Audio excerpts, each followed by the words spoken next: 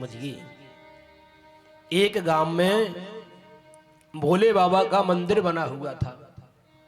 हर गांव में मंदिर होता है, पर एक निषाद जाति का एक भक्त है और उस भक्त का नाम भी क्या है? भोला। भोला भक्त के 4 बेटा हैं और एक बेटी है। बेटी विवाह के योग्य हो गई। पुत्रों ने कहा, पिताजी हम मेहनत कर लेंगे, धन कमा लेंगे, पर लेकिन हमारी बहन की शादी आप अच्छे घर में करना है।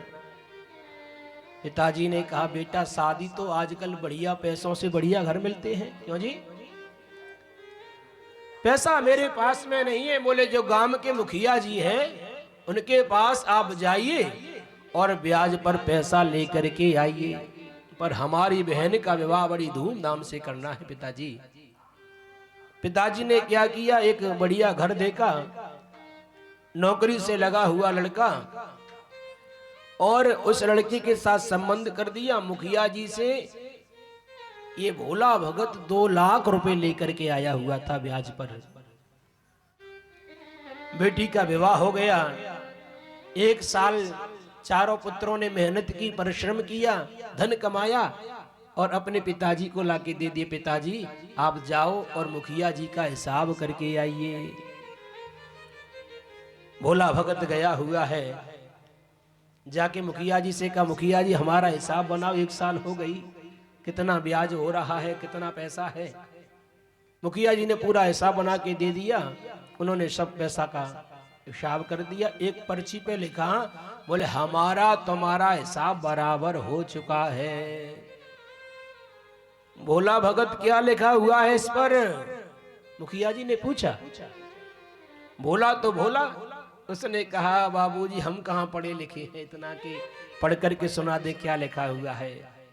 मुखिया समझ गया, ओ हो ये तो अनपढ़ आदमी है। ऐसा अगर इस पर्ची को मुझे दो, आप अंदर से जाके 1 गिलास पानी लेकर के आइए।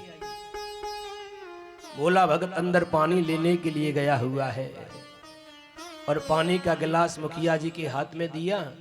जब तक बराबर हिसाब वाली पर्ची अंदर कर ली और दूसरी पर्ची बना दी कि हमारा तुम्हारा हिसाब अभी बाकी है। पर्ची को लेके घर पे चला गया। 1 साल हो गई, मुखिया जी दरवाजे पे पहुंचे। ए भोला भगत। भगत जी निकल के आए, क्या बात है? बोले पैसा लेकर के आ जाते हो, देने का कोई नाम नहीं है, 1 साल हो गई, हिसाब करो पैसे का। भोला ने हाथ जोड़े, बाबूजी क्या कह रहे हो? मैंने तो तुम्हारा हिसाब 1-1 पाई का किया हुआ है। लोग वहां इकट्ठे हुए, उन्होंने कहा, ये तो मुखिया जी कह रहे हैं तो पैसा तेरे पास जरूर होगा, कुछ लिख करके दिया था? बोले हाँ महाराज, देखा है तो उस पर्ची पे लिखा हुआ था कि हमारा तुम्हारा हिसाब अभी बाकी है। लोगों ने कहा, तू झूठ बोल रहा है भोला भगत, ये पर्ची पे लिखा हुआ है। बड़े बुजुर्ग लोग कहते हैं 100 बको और 1 लिखा हुआ पक्का माना जाता है। क्यों जी? रोने लगा है। बाबूजी मैंने तो आपका 1-1 रुपए का हिसाब किया। बोले नहीं, पैसा देना पड़ेगा। मुखिया जी ने केस कर दिया, कचहरी में केस पहुंच गया। भोला भगत सामने जज के खड़ा हुआ है। जज साहब ने पूछा, क्यों भोला भगत, तूने मुखिया जी का हिसाब पूरा किया हुआ है? भोला ने कहा, बिल्कुल किया, 1-1 रुपए का किया है। बोले पर्ची पे तो बाकी लिखा हुआ है, तेरा कोई गवाह है? बोले और कोई तो गवाह है नहीं, मेरा तो केवल संसार में और कोई नहीं है, एक केवल भोले बाबा है। कौन है? भोलेनाथ है। तो उसने समझा इसका नाम भोला है तो भोलानाथ नाम का कोई आदमी होगा। जज ने कहा, कल 12 बजे उसको लेकर के आप आइए। अगर वो गवाह कह देगा कि मेरे सामने पैसा दिया हुआ है तो तुम्हारा हिसाब बराबर हो जाएगा। प्रेम से बोलो हर हर महादेव। घर पे लौट के तो आ गया, पर लेकिन रात्रि में नींद नहीं आई और भोले बाबा का स्मरण करते रहा है। हे भोले बाबा, इस संसार में आपके अलावा मेरा और कोई नहीं है। मंदिर में गया, प्रातः काल और कहने लगा हाथ जोड़ करके, बाबा आज 12 बजे आपको मेरी गवाह देने के लिए कचहरी में चलना पड़ेगा। बोले बाबा ने कहा है कि भक्तों के हाथ के द्वारा लड्डू मैं खाता हूँ, भांग का गोला मैं पीता हूँ, दूध अपने ऊपर चढ़वाता हूँ, तो आज तेरे साथ मैं कचहरी में भी जरूर जाऊंगा।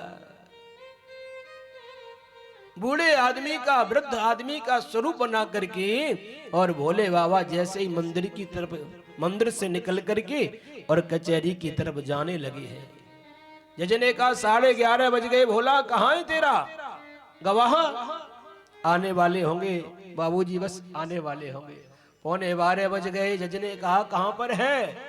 रोने लगा है भोला। भोले बाबा अगर आज आप नहीं आए तो मेरा विश्वास आपके चरणों से जाके हट जाएगा, पर लेकिन मुझे पूर्ण विश्वास है भोले बाबा, जब आपने मेरी गरीब बेटी का विवाह एक अमीर आदमी के यहाँ करा दिया तो मैंने तो पैसा भोले बाबा आपके विश्वास लेकर के दिया हुआ है और मुझे विश्वास है कि आप जरूर कचहरी में पधारोगे।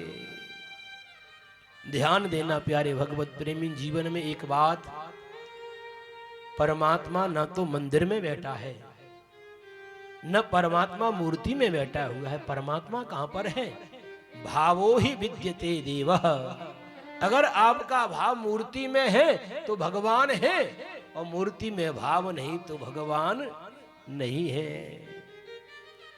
विश्वास परमात्मा के चरणों में अटूट होना चाहिए।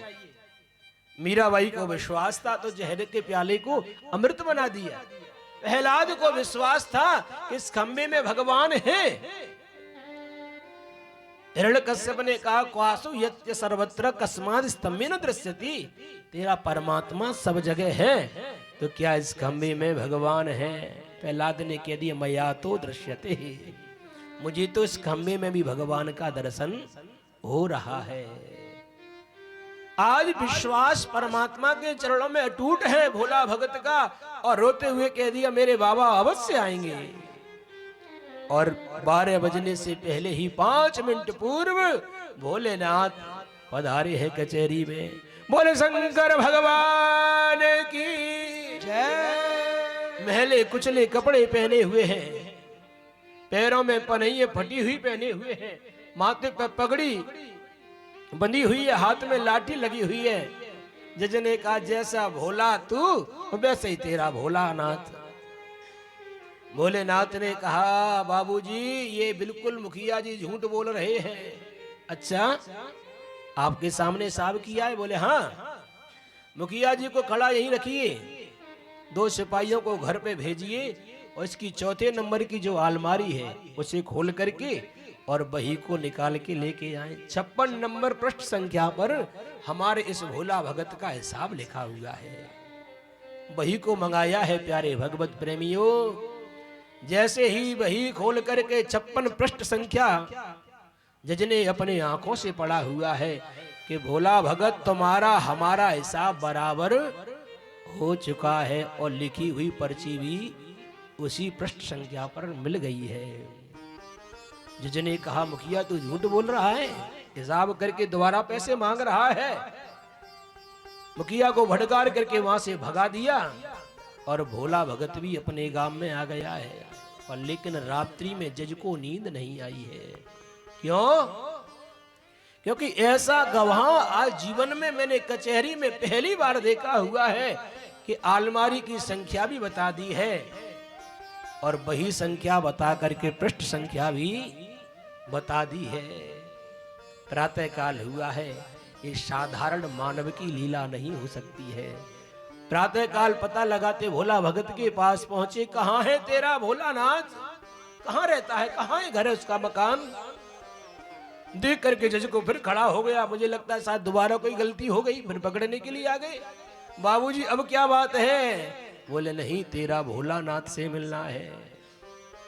उसने कहा भोलानाथ तो मंदिर में रहते हैं, यहाँ कहाँ है भोलानाथ? उसने समझा शायद मंदिर में कोई पुजारी का नाम, इसका भी नाम भोला है, पुजारी का नाम भी भोला होगा। मंदिर में गए हैं जज साहब, भोला भगत कहाँ है तेरे बाबा? बोले आपको अभी भी दिखाई नहीं पड़ रहे हैं? जो सामने मंदिर में विराजमान है वही तो मेरे भोले नाथ हैं। जजने प्यारे भगवत प्रेमियों, आंखों से अश्रुपात करते हुए भगवान के चरणों में जाकर के हाथ जोड़ के क्षमा याचना को मांगा हुआ है और कहा है कि मैं आप मंदिर, आप कचहरी में आए और आपके सामने में कुर्सी पर अभिमान लेकर के बैठा रहा, खड़ा भी नहीं हो सका। प्रभु मुझे क्षमा कर दीजिए, जब तक आपका दर्शन नहीं होगा प्रत्यक्ष रूप से तब तक मैं काशी में रहूंगा और ओम नमः शिवाय, ओम नमः शिवाय कहूंगा।